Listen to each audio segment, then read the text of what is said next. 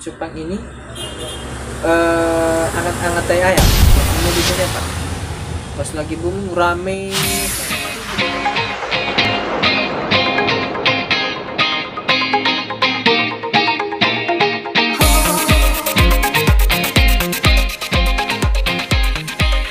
Hai, kembali lagi di channel saya Ruli Hamka. Seperti biasa, jangan lupa di like and subscribe. Jangan lupa juga di share ke teman-teman ya, untuk berbagi informasi tentang Gunung Cupang. Ya, kalau teman-teman berminat boleh juga diaktifkan lonceng notifikasinya biar nggak ketinggalan update-update terbaru dari channel kita, terutama tentang percupangan. Oke, seperti biasa ya, saya itu cuman mau share aja sih, share tentang ikan cupang. Ini yang lagi sekarang ini kan lagi heboh-hebohnya nih tentang cupang. Sebelumnya saya di channel saya sebelumnya ya, saya udah cerita tentang awal mula saya dekat dengan cupang itu ya. Tapi ya balik lagi, alasan saya sih kenapa suka dengan ikan cupang selain untuk jualan, saya nggak punya alasan. Kenapa? Karena kalau suka itu pakai alasan, itu bukan suka namanya, itu rencana. Ya itu tadi lah ya, lebih kurang kayak gitu. Oke, kali ini saya ingin membahas tentang pertumbuhan ikan cupang ya. Pertumbuhan ikan cupang dari telur. Ya kalau telur itu udah termasuk lah ya, karena dia udah di luar. Dari masa-masa telur sampai netas itu gimana sih? Kan banyak nih kita teman-teman pemula nih, apalagi di masa-masa pandemi ini lagi booming ya. Kebetulan sih lagi booming, lagi naik daun nih tentang ikan cupang. Lagi naik daun, bagus sih. Jadi ada positifnya terhadap percupangan itu naik. Tapi yang sangat kita sayangkan sih, jangan sampai cupang ini hangat-hangat tai ayam. Maksudnya di sini apa? Pas lagi booming rame sekali, tapi begitu redup-redup. Kalau bisa sih jangan, karena sekali lagi cupang ini hobi. Boleh sih jadi ladang bisnis, boleh. Tapi yang namanya usaha itu harus tahan banting. Jadi jangan sampai ketika nanti seperti sekarang ini ya, ikan numpuk nih, susah jual ya, makanya susah jual. Jadi banting harga. Jadi dia udah nggak peduli lagi dengan ikan itu bagus atau enggak, kualitasnya bagus atau enggak. Jadi banting harga yang otomatis merusak pasaran ikan cupang. Yang balik lagi sih, kalau saya prinsipnya gini, apapun yang kamu lakukan pasti kembalinya ke diri kamu sendiri.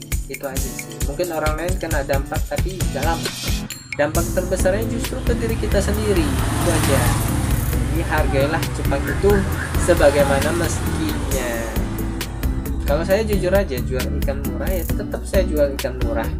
Tapi ikan yang memang menurut saya itu memang secara jenis dan kualitas cocok untuk awam, untuk ikan murah. Jadi saya juga menarik orang itu bukan dengan cara menjatuhkan ikan, enggak. Memang ikan murah itu biar pendekatan kepada orang awam, masyarakat umum. Oh, ikan cupang itu enggak semuanya mahal.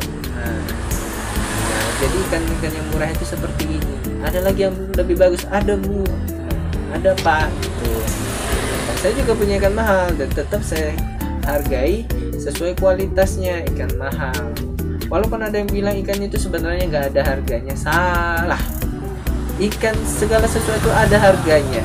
Dia tergantung kita sih. Kita menilainya itu bagaimana. Karena segala sesuatu seperti inilah. Teman-teman jual baju si A, si B, sama-sama baju. Tapi harganya bisa berbeda. Kenapa? Ya sebenarnya baju itu sama aja. Kalau dibilang nggak ada harganya, karena ya nggak ada sih. Orang cuma buat dipakai. Tapi kenapa bisa beda? Pasti yang pertama kita nilai adalah kualitas dari barang kita itu. Kualitasnya mungkin yang kita jual kualitas itu aja. Sama seperti ikan yang kita pasarkan, ikan kita itu kelebihannya. Jangan kita cari kekurangan ikan orang lain gitu, nggak perlu lah.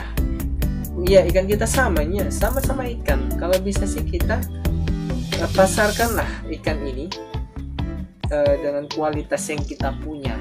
Rezeki itu nggak bakal kemana. Ya itu aja sentilan sedikit ya. Oke. Jadi intinya gini sih ya. Jadi ikan cupang itu dari kecil, telur itu biasa kan dia netas umur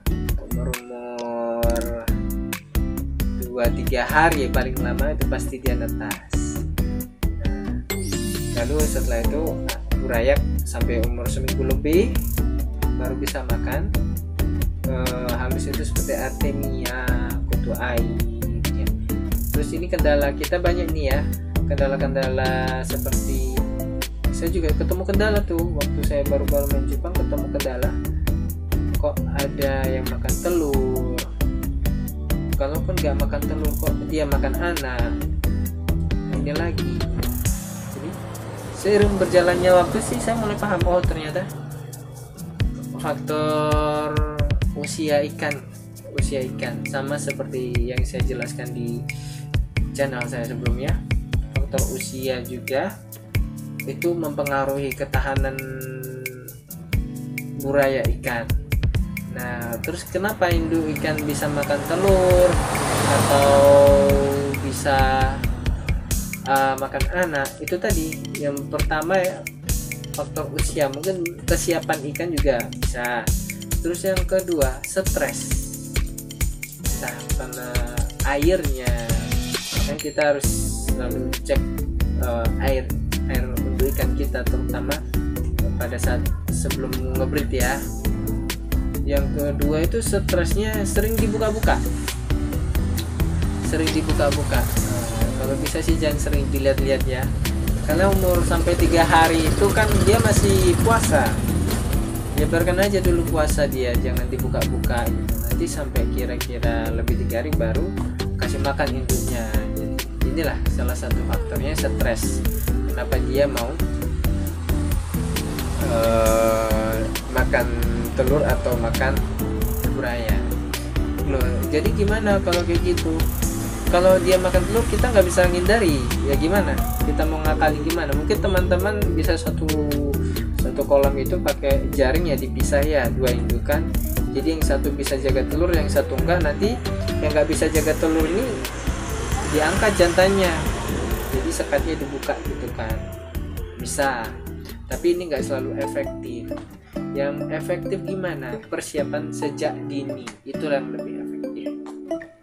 Itu tadi, kita memang harus, ya namanya pemula kan, coba-coba, tiba-tiba buraya mati, makan telur segala macam, itu biasa. Ala bisa karena biasa. Kita tuh nggak bisa langsung jadi profesional di bidangnya tanpa pengalaman, itu nggak bisa. Butuh waktu yang panjang karena setiap tangan itu berbeda-beda hasilnya. Tiap orang berbeda-beda rezekinya, sama sih di cupang juga seperti itu. Ya itu sih kalau saya pribadi, mungkin teman-teman ya saya nggak tahu. Kayak gini. Lalu setelah dewasa ada namanya proses mutasi. Ini uniknya di cupang ini ya, dia ada proses mutasinya lagi. Nah, dari ikan-ikan yang lain saya sukanya di cupang ini gini, dia itu bisa sampai berapa kali mutasi. Ada yang sampai 2 kali, ada yang 1 kali, ada yang 2 kali. Kalau sepengalaman saya sih pernah 2 kali ya. Saya itu pernah ada ikan koi dulu waktu kecil, full block, umur 2-3 bulan full block, umur 3 bulan pecah jadi keselo. Terus saya biarin aja, waktu itu saya udah mulai putus asa ya, biarin aja. Umur 5-6 bulan muncul lagi warnanya. Jadi 2 kali mutasi ya. Jadi mutasinya ini berbeda, jadi bukan makin bagus, waktu itu malah ke selo dulu ya. Lalu dari selo muncul lagi warnanya yang lebih bagus. Saya juga baru tahu waktu itu kenapa saya bisa terpesona dengan ikan cupang ini. Selain sebagai sumber penghasilan buat saya gelutin juga ikan ini, benar-benar saya tekuni. Harapannya bisa seperti senior kita lah, para suruh kita. Bukan bersaing loh ya, kita belajar berinovasi, karena sekarang kita tahu ikan cupang ini tiap bulan selalu ada keluaran jenis-jenis baru, hasil crossingan baru. Jadi ada kompetisi di percupangan ini ya, agar ikan cupang ini enggak monoton di situ-situ aja, dan itu buat kita terus termotivasi. Enaknya di cupang ini itu. Nah, itu dalam proses mutasi mungkin kita harus sabar ya, karena ini juga tergantung faktor gen. Satu lubungan itu ikan itu kan banyak, nggak semuanya bagus. Walaupun indukannya bagus, pasti ada satu dua yang kurang bagus.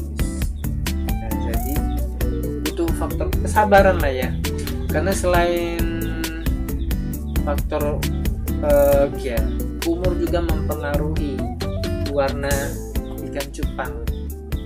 Warna ikan cupang tadi dia semakin tua pasti warnanya semakin ngeblok dan semakin cantik. Memang butuh kesabaran.